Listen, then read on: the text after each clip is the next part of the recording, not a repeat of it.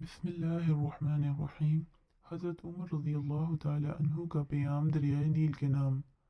مصر میں زمانہ جاہلیت سے یہ دستور چلا آ رہا تھا کہ جب بھی دریائے نیل ٹھہر جاتا تو ایک حسین اور خوبصورت لڑکی کو قتل کر کے دریا کے حوالے کر دیا جاتا تو دریائے نیل پھر حسب معمول چل پڑتا۔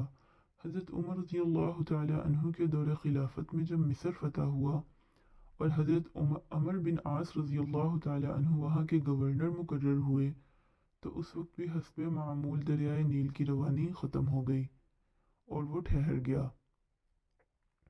اس موقع پر حضرت عمر بن عاص رضی اللہ تعالی عنہ سے لوگوں نے اس دستور کا ذکر کر کے اس کے مطابق عمل کی اجازت چاہی۔ حضرت عمر بن عاص رضی اللہ تعالی عنہ نے فرمایا کہ یہ جاہلیت کی رسم ہے، ہم ایسا نہیں کریں گے، البتہ امیر المؤمنین حضرت عمر رضی اللہ تعالی عنہ سے میں مشورہ کروں گا۔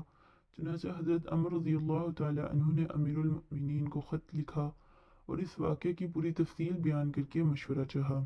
امیر المؤمنین حضرت عمر رضی اللہ تعالی عنہ نے اس کے جواب میں دریائے نیل کے نام ایک چٹھی روانہ فرمائی اور حضرت عمر رضی اللہ تعالی عنہ کو لکھا کہ وہ چٹھی دریائے نیل میں ڈال دیں۔